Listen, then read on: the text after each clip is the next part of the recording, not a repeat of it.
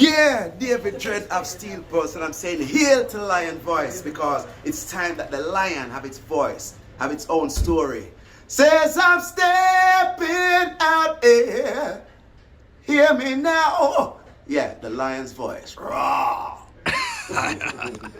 This is the one line that I love to share with people. I've accomplished so many things in life. I think I'm one of the best at anything I do. And now I want to get into this world of basketball, and I feel this big. That's a championship ring. Bling. Nice. So for anybody, real diamond. Huh? Real diamond, hard work, perseverance, commitment, dedication. Aye, Bingy.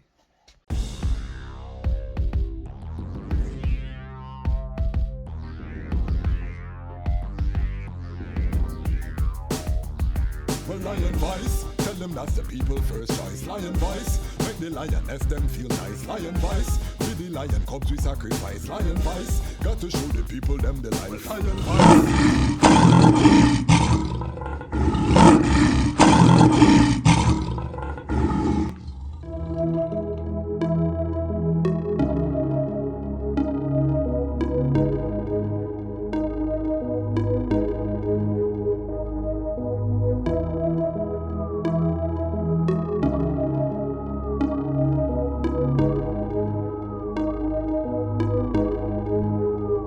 On the track. Greetings in that divine name of His Imperial Majesty, Emperor Haile Selassie I, glory and honor, in the name of His chosen Queen Empress Waziri Menin. My name is Kwasi Bansu, aka Dejazmatch Kwasi, aka Ras Kwasi, aka the Reading Ras, aka the Panafrican Happy Man. I'm an entertainment attorney, I'm an author, I'm an artist, I'm an actionist, and right now I'm the host of the Lion's Voice. And today I have a very special episode. I tell people all of the time my superpower is my network. And today I'm gonna expose my network to one of my bona fide brethren. When I say bona fide, I don't mean 5-year brethren when we meet down at Walmart. I mean brethren when we know from teenager days. Who am I talking about? I'm talking about a brethren that when I met him was not yet the man he is today. NBA championship team participant. So many things. We're gonna get a little bit of the life story. This is my bona fide brethren who you can see here, Mr. Courtney Charles, otherwise known as Marksman. Greetings. And I want to just set this up nicely for my following. I have a mostly Rastafari following, but it's Pan-African, and I want to just say that this brethren here, if discipline could become a person, it would be this brethren here. He's the first one of my crew to have a vehicle, first one to have a job.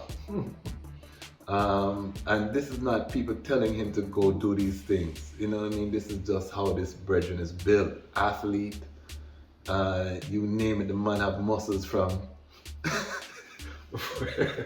before them thing there. You know what I mean?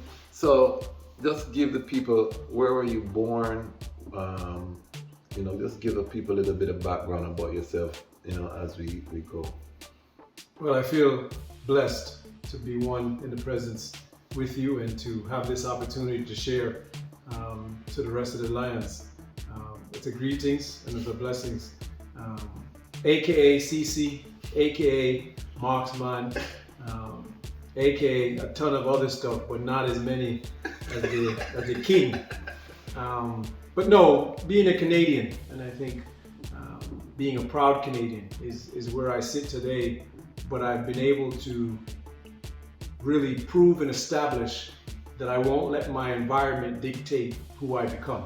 And I've been able to travel the world, I've been able to see many things, and I've been able to do it with truly just ambition of dreaming big. Yes. And to dream bigger than my family thought, dream bigger than what my friends may have thought. Yes. There's a few things that we'll touch on, but I'm a proud Canadian that has done his education in the US and has traveled the world. And today we'll talk about how adversity will hit us all. Yes. But we must pick up and we must push forward and we must be positive in all lights. What put that internal fire into you? Because you've always been an intense as a teenager. Like back in the day, we didn't really think of it as marksman that, but when you think as now that we're adults and we even see our own youth, you know, we say, what put that fire in you? You were always like laser focused. What do you attribute that to? Still trying to figure it out today. You know, we'll share with the listeners that we just finished playing basketball. Yes. And even at this age of playing the game, it's to compete. Yes. It's to compete at a high level. It's to get the best out of myself and the people around me. It's to make the moment joyful. As much as you're competing, have fun with it. Yes. And to me, once I was able to, you know, really get to high school and start to see that the education that we're all getting is for us to eventually go our own way. Yes. I started realizing I needed to build that. Yes. You know, I couldn't wait for a teacher to say, I anoint you this. Yes. Or I couldn't wait for a friend to say, come follow me to this. Yes. I started realizing that we're coming into our own, and the freedom that we have between class and the freedom of we have when to get our homework done really was starting to test who I was as a person. Yes. And that's when I started to realize there are some things that I want to achieve and there's some things that I want to see, but I need to figure out how I'm going to do those without just coming home each day and sitting on the couch and waiting for my mom to tell me to do some chores. I started creating my own chores. Yes. Started creating things that I could challenge myself to accomplish, to reach, and then eventually exceed. And that's where it leads us to where we are today, still trying to do the same things. What was your first job that you had, formal job that you had, formal employment? So my first job is McDonald's.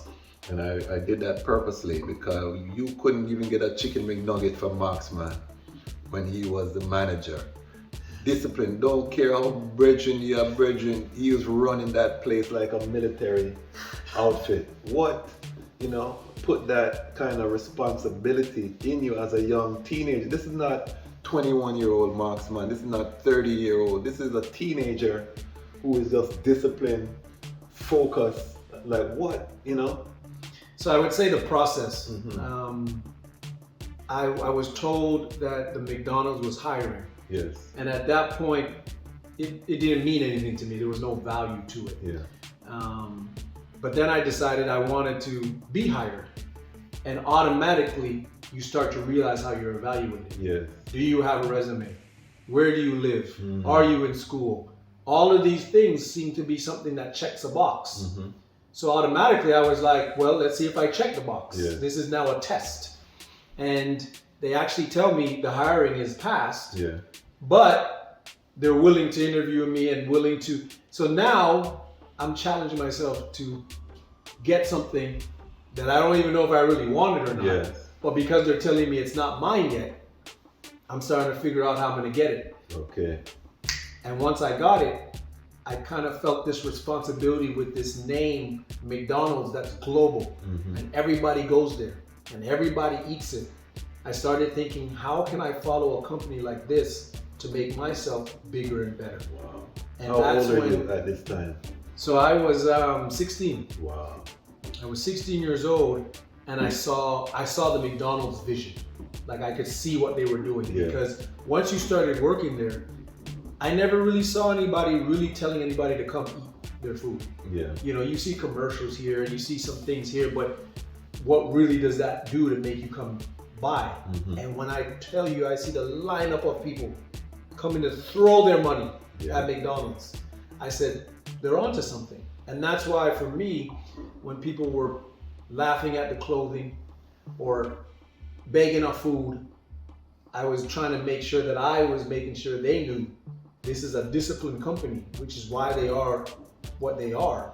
And my job is to uphold that. So that made me disciplined and made me actually something that people started now asking me for a job. They went from making fun of their clothes to wanting to work there. Facts. And that's when I said, okay, well, by the time you get here, I want to be in a different position because I'm starting before you. Yeah, and he's leaving some things out. They were asking him for a job because the man start drive car. Marksman have the nice girls them. And you know, so the image you're portraying, because I want people to understand, even though you are disciplined, you are not nerdy, or you know, like people would say, you still had swag. You know what I mean? You were still moving with a level of confidence. You know what I mean? I was still a young man. Yeah. I still like my women, and I still like the joys of life. But you had to figure out how you could own some of your own achievements. You know, couldn't borrow mommy's car all the time. Didn't want to drive somebody else's. And people didn't realize one of the reasons I had to work is because I did like cars, and I still love cars. Cars are something to me that are art. So at the age of 16, when my parents didn't provide me with a vehicle, I set another discipline, which is I'll get my own. And to get my own meant I had to work. And that meant I had to pay for car insurance. And if anybody knows, I date myself, you go back when I was 16, which is almost 30 plus years, car insurance is not cheap. Not for a black man. No.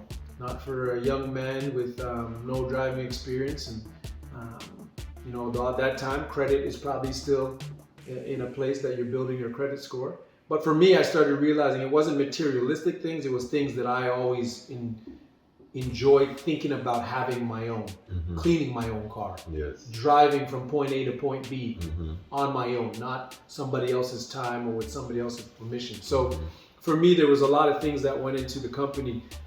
Obviously, McDonald's was right near where I lived and right near school, so there wasn't much travel time, so it made it an easy option. And it was really something that I look back that has really driven me to become more business oriented, to become someone that looks at opportunities, and to not worry about how people may judge or perceive it. Now, how many years did you spend at McDonald's total? Man, so at McDonald's I left when I was 19 to go away to school. Probably just touched 20 maybe, because I actually thought about staying and working for McDonald's for the rest of my life. There was a time when I really thought I could be a store manager. And being a store manager, I eventually thought maybe I could buy a franchise. So I saw a life at McDonald's, but it was my track career that somebody said I can't do when I'm 40. It's kind of crazy because now I'm 40 and I would not want to try to go back to school and run track now. So it kind of comes full circle where it was really me thinking, okay, let me go do some young things that I can do now, because McDonald's will still be here. And in 2023, McDonald's is still here. Still there. And it's interesting because you said the track and field.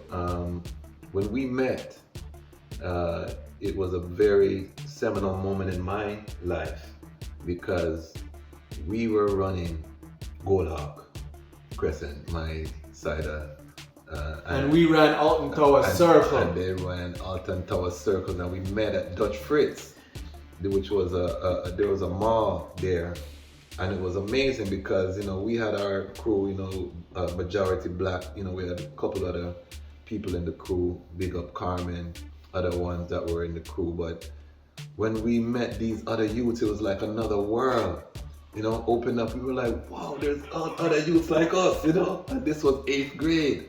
This is before we even reached high school. This is how long I know this brother.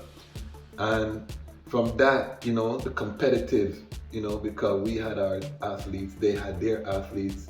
And I say all of that to bring it back to the track and field, because that was one of the things that really created our bond in our little crew that we have. We're all athletic.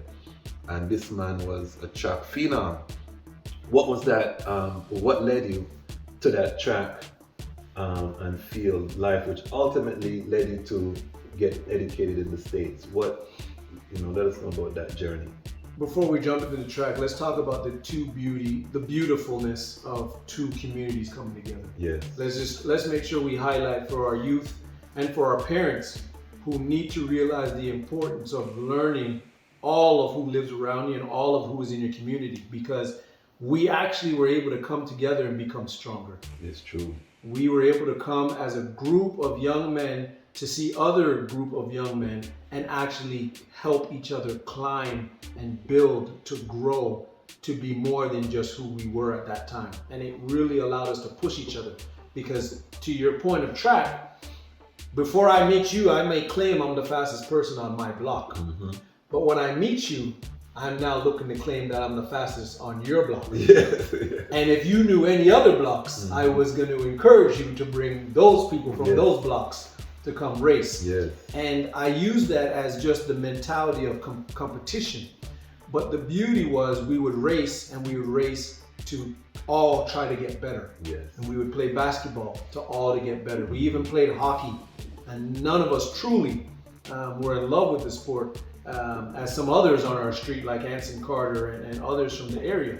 But we would still compete, and we would still try to push each other. So I want to make sure we just highlight that, because I think we're losing that in this world where two different groups can come together and still have love, and can still have support, and can still compete within the group, not that it has to be separate.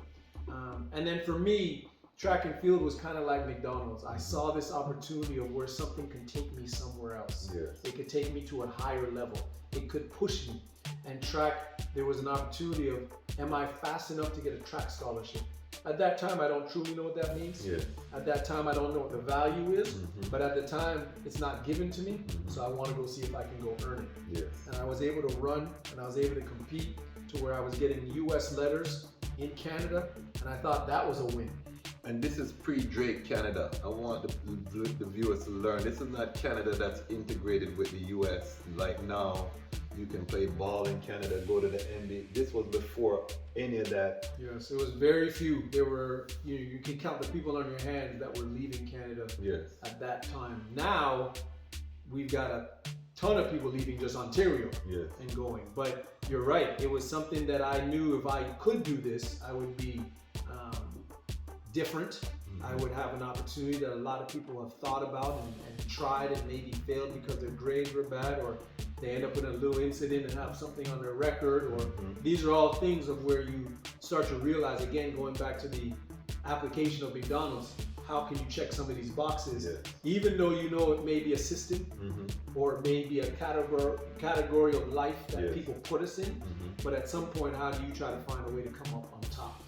And I also want to set the context, because we're suburb children, and my story, my parents are immigrants. We came up, we went into Ontario housing. They left from Ontario housing to suburbs, you know what I mean? Working class to middle class to upper middle class. They would consider it upper middle class. But we were not in a vacuum. We still had badness happening around us. We had people in the community that were engaged in badness. So they were negative, because I don't want the viewers to think, okay, the suburbs kids, they had it all. There were many opportunities for all of us to choose bad decisions. You know what I mean? From stealing cars to armed robbery to everything was happening in our vicinity to, violence. We all have stories that we can tell. This is also during the early 90s when we started the golden era of dancehall basement parties, because this was a sound owner too. Remember that we can go into the sound system culture. Courtney bought a sound, and we were working together in that capacity too. Aftershock, and there was some other thing. But so we were surrounded by all kind of influences, our parents, other things, and I think we also kept each other and our little crew kind of on the right. There are some casualties though. We had brethren that didn't make it outside. I don't want people to think it's a bed of roses that we just had a clear, because we had the negative. How did you avoid? Because even more, on the Alton Tower side was even, it was more of that influence was there than even on our side. But how did you avoid getting caught up in some of those things? Well, I think, for our viewers, they need to realize we moved into new communities. So they were suburbs, but they were also new, which meant there weren't a lot of things established for us. When we think about rec centers, there wasn't something that was necessarily built and we were positioned to be put in and be successful with. Traveling within our environment was still new and still developing, and housing was still being built. So we were actually in a scenario where our parents had actually moved us from maybe some of these busier neighborhoods to something that was a bit more quiet but still unknown, and still just had as much rawness to it as any neighborhood could have. But for me, it was interesting to figure out we were in some of those scenarios. At some point, we have to admit we might have been in a stolen car, not because we knew it was stolen, but because the people around us would do those things. And I would say it's in those moments that you catch yourself and say, man, I'm not going to put myself in that position again. I'm not going to hang around with that person again. I'm going to do something different with my time. And for me, it was very clear to know people who had positive energy, who had things that they were trying to achieve. You want to be around people that look forward to tomorrow. You want to be around people that set long-term goals. And to me, even at the age of 16 of what we're talking about, you could see some people that didn't look like they want to make it to lunchtime, And to me, those are things that you try to now share with your children. You try to share with the youth. Not every situation is a bad situation because of the outcome. It's sometimes the development between it that you could have removed yourself, or you could have did something different before it got there. Because we all can get caught up in a bad spot. We can all know someone who unfortunately does bad things, but it's about how do we try to help them? How do we try to save as many people as possible? And sometimes you then may have to worry about only saving yourself and removing, because unfortunately, who don't hear will feel. You have to feel. So let's go to the college. Where did you go to college, and just describe what that was like? So I did 1 year at junior college in Central Arizona College in Arizona. I was between the two big cities, Tucson and Phoenix. So a lot of times people would be like, oh, that sounds great. No, this is in the middle of nowhere. It's a true desert. You literally would be driving and see nothing, and then all of a sudden you'd bump to school. So for me, a lot of times people think, oh, U.S. scholarship, and you're going to the U.S. and everything is glitz and glamour. But again, I'll be honest, I put myself on a bus and drove for 36 hours. Because I wanted to do it my way. When my mom found out where I was going that day, she offered me plane tickets, she offered me this, but I said no. I built myself. I'm going to see this through. And I was able to do it. And when I got there, I automatically learned a ton within like the first month of just the U.S., the U.S. school system, the U.S. people. And it made me realize, man, I'm not dreaming big enough. I've got to dream even bigger. And that's when I said, okay, I'm at a JUCO, but I'm going to leave this JUCO, go to a D2. And that's when I left Arizona after 1 year, and I ended up going to Illinois, and I went to Lewis University, where I did my Bachelor's of Arts in Business, and I graduated there with my bachelor's, and then I came back home. Why did you come back home? I came back home because I felt a bit homesick. I didn't have as many Rastas around me, because now I was in a very Americanized lifestyle, and I missed my West Indian food. Even though at that time I stopped eating meat and stopped eating pork because of the way the American was serving it. But it was something where I just really felt like I needed to come home and kind of just be around my family and my friends and the people that I've known for a long time. And I did that for almost 2 years before going back to the U.S., where I did my master's degree. Did a Master of Science in Physical Education. Where did you do your master's? Did that at Marshall University in West Virginia. Okay. And I was able to do that and coach. I was able to coach track as well.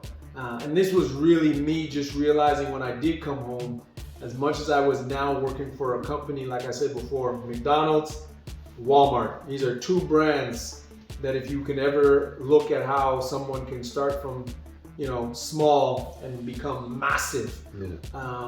It was great, and what it did again for me was it challenged me to dream bigger. And what I wanted to do was to take all of what I knew about business from these two giant companies, and I wanted to apply it to sports. Okay. And I decided I'd go back to school, get my master's degree, so they said I was educated, and then I would go back and I would coach track so that I could be in a leadership position of now leading youth to get their goals the way I had someone lead me. And then that's when I started realizing, man, if I could really take this business, this education, and this coaching of track into basketball, then I think I found my passion. And how did you transition into basketball? Obviously, right now you have one of the most coveted positions, for any sports lover. Vice President, what's your official title right now? So I'm Vice President of Basketball and Franchise Operations for Raptors 905. And how, from Walmart, we're going from McDonald's, Walmart, tell us that journey, how you were able to link with the Raptors organization.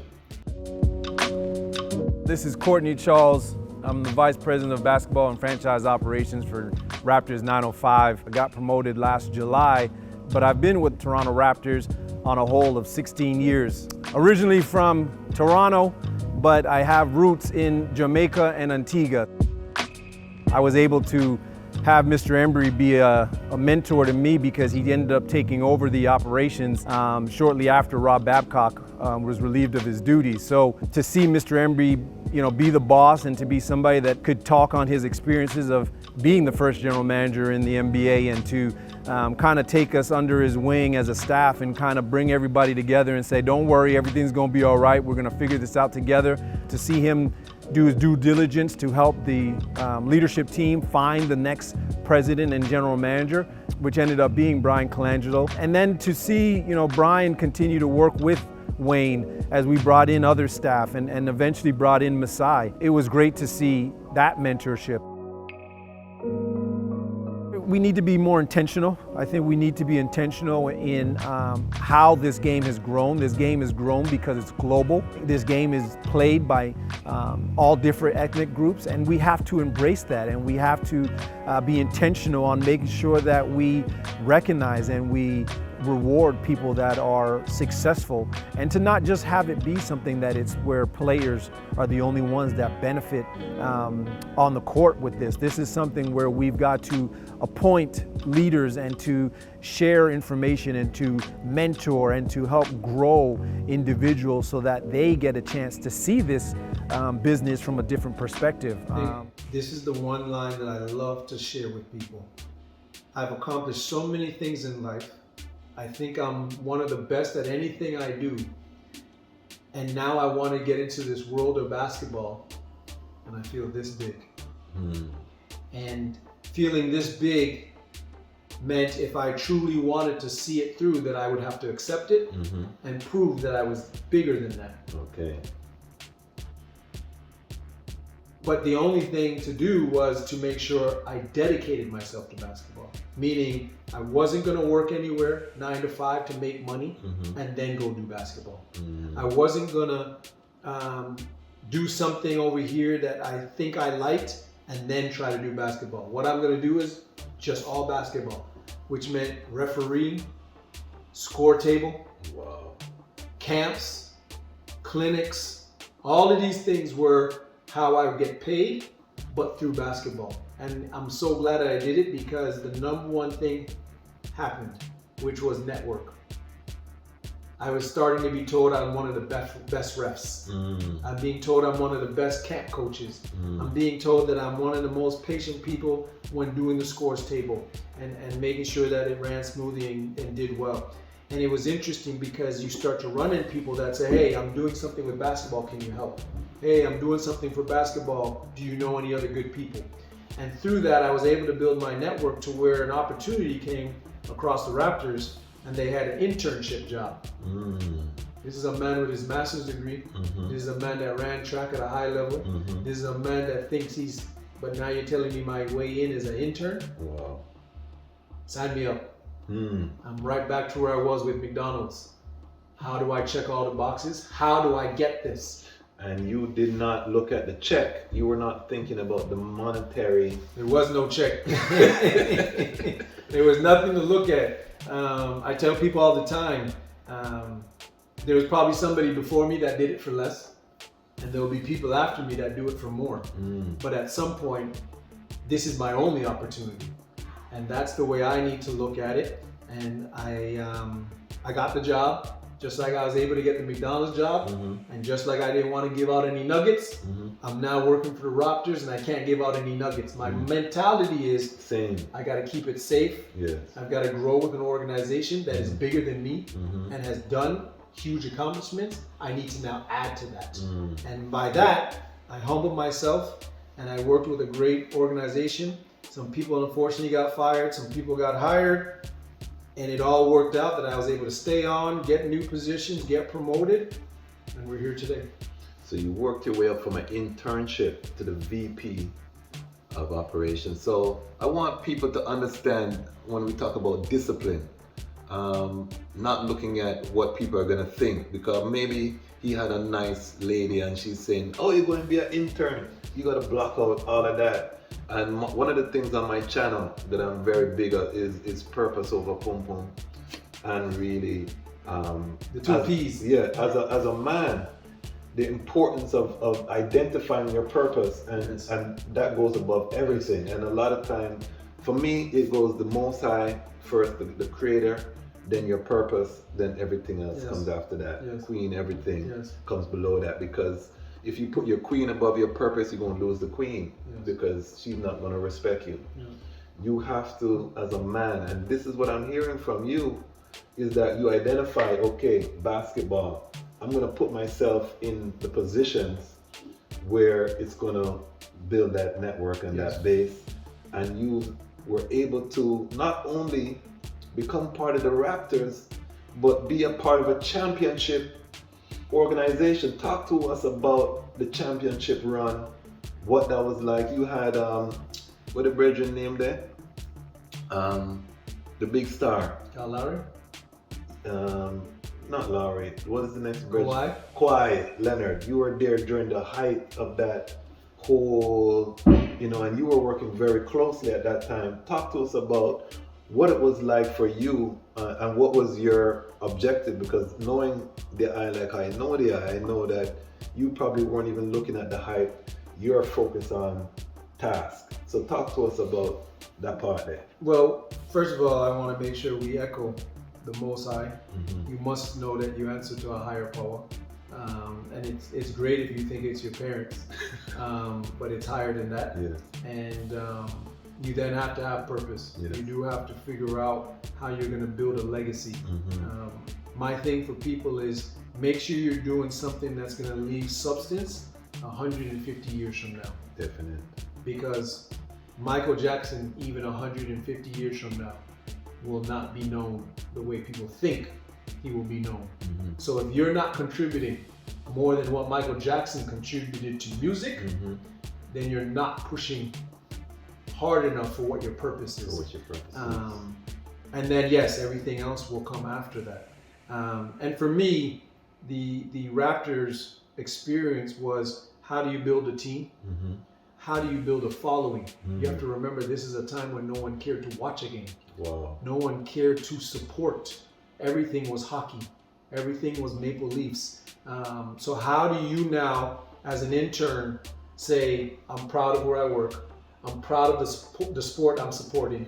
All of these things, when the world's telling you that sport is soft, hockey is Canada's thing, this is what's going to be, winning, and this is what's going to be cool, and this is where people are going to want to go. It wasn't Raptors, and that brought pride back the same way McDonald's. The same way I saw McDonald's on, does people really eat here? Do people really come here? They do. So we can do the same for basketball. We can do the same for the growth of the game in our country. And I wanted to be part of that movement. And you mentioned it, there are some key stakeholders that we work with, but let's talk about the people that had to go through things before them. The Vince Carters, the Damon Stoudemires. These are the guys who laid the foundation that there is hope, because you have to have hope in life, and there is a chance through hard work that we can achieve.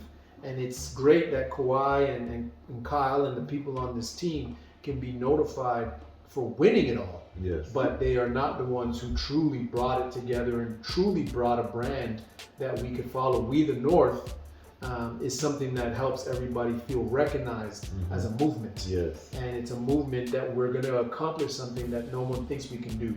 No one thinks a Canadian team can win a championship based on a U.S. league. Yes. This is a U.S. league. We're Canadian and we're trying to win it. And everyone doubted us. Everyone, even Canadians. Yes.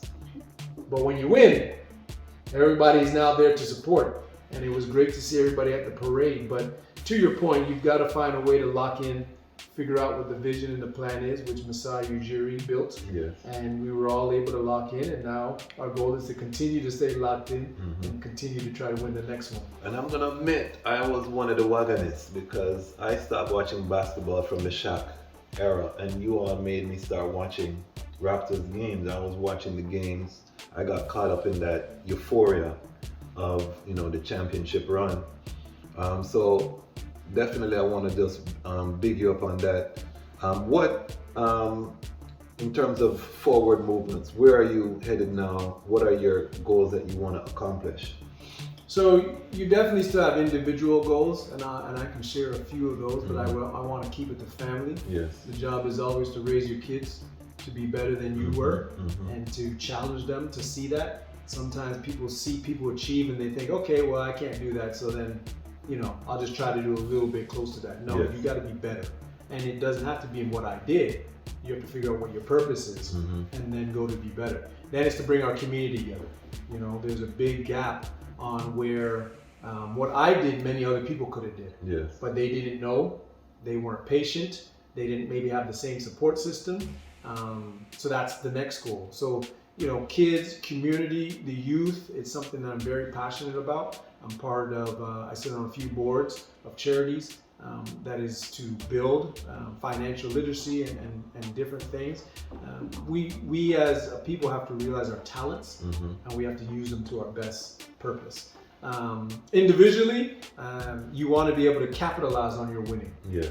So, you know, at some point, some people will say, well, financially, you know, are you good, or are you, at some point, you just want to capitalize on it. And that has nothing to do with if you're good, you want to maximize it. Yes, So, of course. you know, real estate is something I'm passionate about. Nice. Businesses is something I'm passionate about.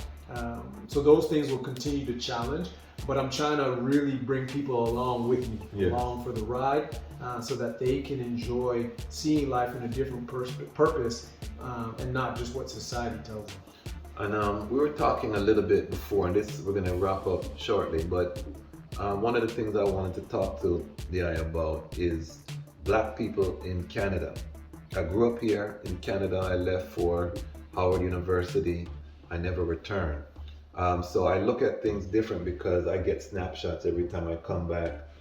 And because I grew up here, I know my experience as a Black child growing up. And I think one of the things that we face in Canada is, you know, the curse of low expectations for our youth. You know, when we go into these schools, you have to understand we're the children of immigrants. You know, I was born in Jamaica, but came here as a baby essentially.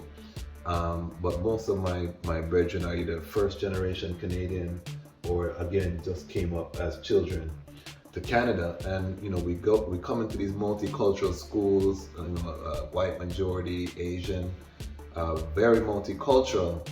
But you know, when you look at what especially the Black boys, there's no one, you know, you have white liberal teachers, there's no one that's really pushing us. You know, if your parents, you know, our parents, a lot of them were not university educated. They didn't, you know, they didn't check homework like now, and you know, parents sit down and look. They didn't check no homework. You just, you know, did you do your work or whatever. So I think that we face this burden of underperformance, of a lot of people just existing. You know, telemarketing jobs are just a basic job just to kind of get by and pay the bills. A level of apathy.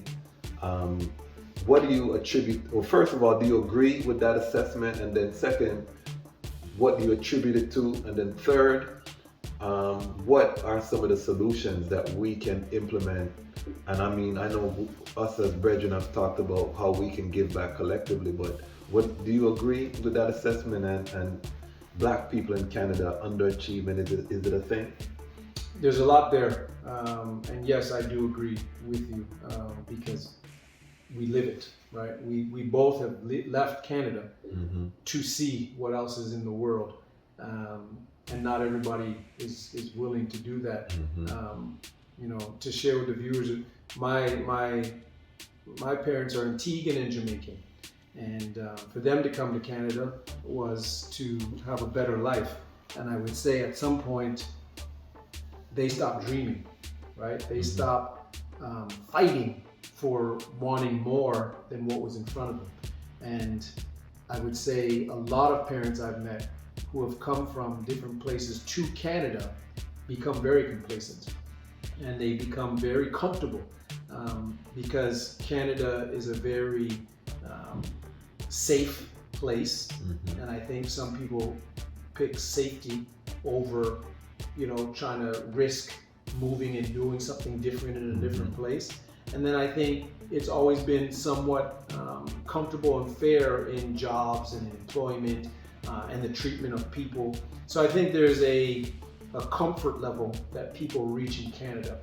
But if you look at Canada, Canada has grown through people, but the pride of Canada is still not where it needs to be. Yes. And the pride of Canada needs to become something that we become our own, which means we can provide for our own. I mean, we have our own of everything. You know, you should be able to buy a car that's made in Canada. The same way Americans are proud to say this vehicle is made in the US. A lot of what we do in Canada is imports. The people that have moved here are imports. The things that we buy are imported. And we don't have a huge Canadian pride. And we need to find a way to develop our country, develop our people, and we've got to find a way to build it so that one, no one comes and takes it from us, because we're one war away from losing it all. And two, how do we eventually build it that we can also rely on ourselves, not rely on a border to bring anything in, because we have per capita the most land available, and there's a ton of stuff that we can do with that. But that is all to be said that we have some great multicultural diversity here in the country that needs to bond together to have a bigger focus for our kids, so that this can be somewhere that stays safe, continues to grow, and provide what we've been able to see, even though some of us, and most of us, have left Canada in some form to continue seeing the world and growing our business. I'm gonna push back a little because I see the Chinese community in Canada doing very well.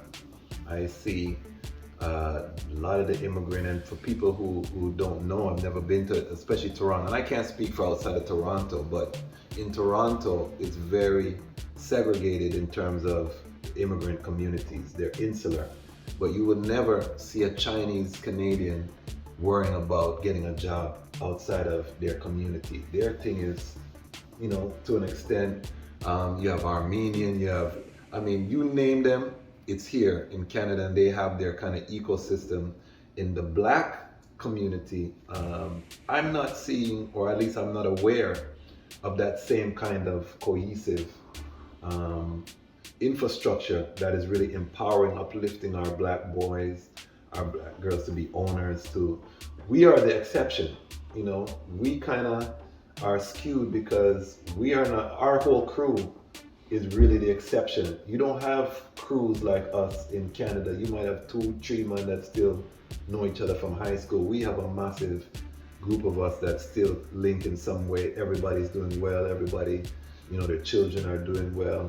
That's an anomaly.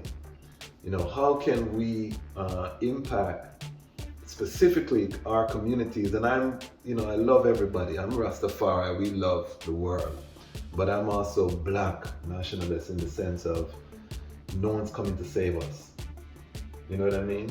And we would be silly to think that those other communities, even though we open the arms, that they're coming to save. Because Canada does have racism too.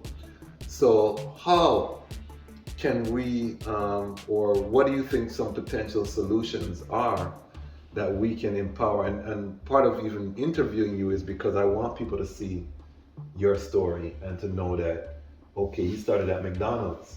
Don't see the VP of the Raptors and think that he just walked through the door and that was just given to him.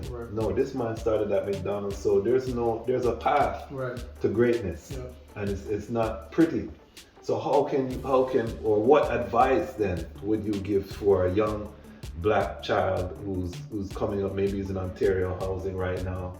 Maybe his parents have no structure. His parents might be 15 years older than him, and so what advice would you give to that young man right now? You touched on something earlier, and it's interesting because I think about this a lot. When our two groups met in grade 7, grade 8, some of us even met in grade 6, and that's how long we've known each other when you talk about our bigger group.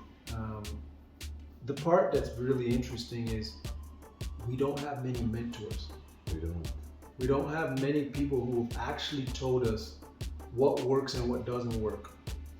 And that's why for me, when I look at where we are, we have to take what we've been able to earn, as much as it seems like we had to go, collectively do it on our own or as our small group. We have to share that. Yes. Because unfortunately, that's the problem.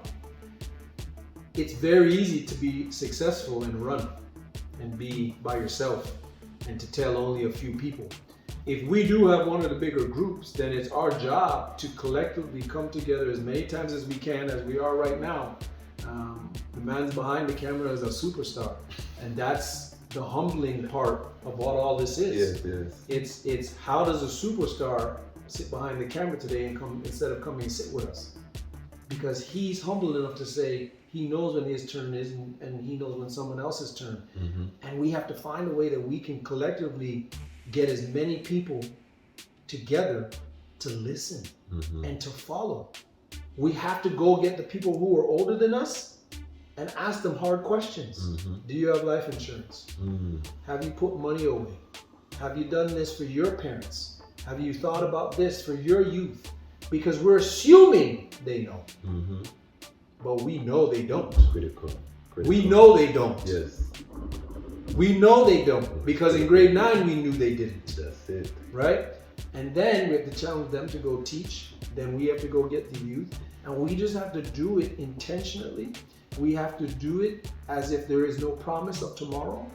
And that's the part that slows us down, which is, I'm tired, I'm busy, I'm doing me. And those are the things that we need to take these form of communications and put out to the masses, that our time is running out.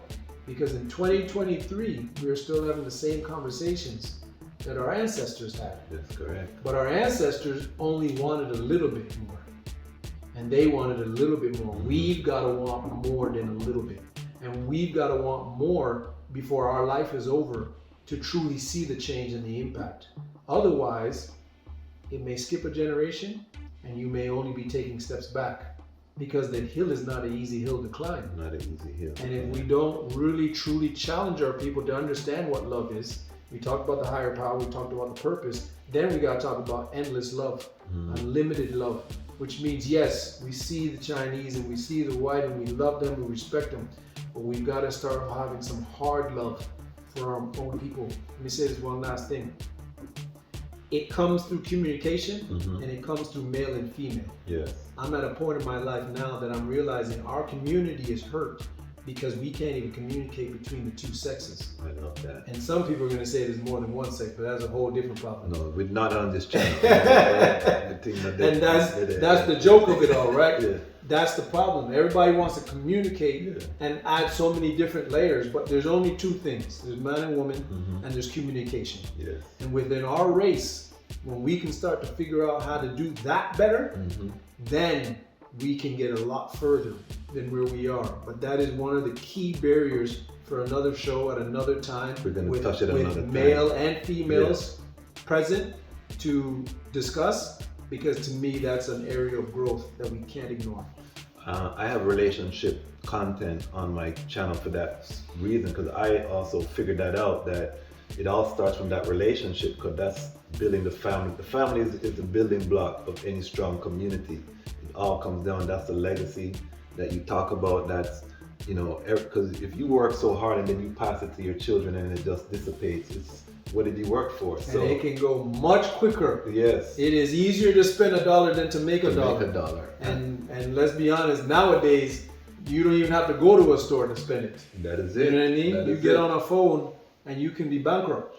So I want to just give thanks for you taking your time.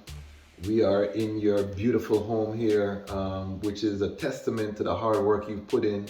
You have nice garments. You're not dressed better than me, you know. It's just true. Me, I play basketball, and with the in house, him do a change quick. But nobody feel like say him can outdress me, you know. But we give thanks that you opened your home here, and any final thoughts that you have in terms of messages, anything, and get used to him on this channel, because we're gonna I'm gonna take his suggestion, and I want to do a round table with all of my brethren, them, some of the sisters them that grew up with us, so we can talk. Because I think this is a very unique dynamic that, you know what I mean, globally. And this is one of the reasons I chose to build my platform, because I tell people I don't have the time to go sit on a corner and reason with the youth them again, but I can use the technology and have these conversations and put them out, and then they can watch it. It's there for them as the channel grows. So that's my contribution to the discussion for young brethren and sisters. But yeah, any final sounds just in terms of that you would like to share? You've reached tremendous success. Thank you. You know, I'm gonna look. We'll flash some things. Do you have any contact information? Any charities? Whatever you got going on. The first one I want to touch on is what you just said. I want to include the sisters, and I want to include them because we know them since grade 6, grade 7, grade 8 as well. And to me, that's going to be the testament of how we've been able to all stay together, and how do we challenge the rest of the world to do that. Yes. And then I want to first of all thank you. And I want to thank Mark Taylor, and I want to thank... big up Mark Taylor behind the camera, superstar. Yes, he's been on the channel, and you saw the interview with him. We're going to sit down with him just like this and get his whole story as well, eventually. So big him up. But I want to thank all the Mandem. We'll put all the names in the credits so we don't leave anybody out. But I want to thank all of you, because you all have pushed me to be the person I am today, to excel. And I think what this opportunity is for us to share it, to inspire, to motivate, to lead, but to also put it out into the universe. People need to realize that sometimes we as Black people especially like to hold things within. Yes. And we like to hold things tight, and we're afraid of thinking that failure is actually something negative, when in reality you're taking the risk to live. Yes. I want us to start living. I want people to start realizing the joy of knowing that you tried something and it maybe didn't go the way you wanted, which means you actually cared for it to be better. Yes. And for us to do that. So I just want to thank everybody. I don't do social media, but I am on LinkedIn. If anybody is looking to further the discussion and to have someone to help lead them through the adversity or the time that they're in, or for them to share their joy, and I can applaud them and to encourage them to keep it going. But again, thank you for this opportunity. This is all done through the Almighty Father above, Jah. Rastafari. So we seal it up, and you can see the importance of having Rastafari own media. We're telling our own story because the time has come for the lions to tell our own story. And this is the lion's voice. Lion voice.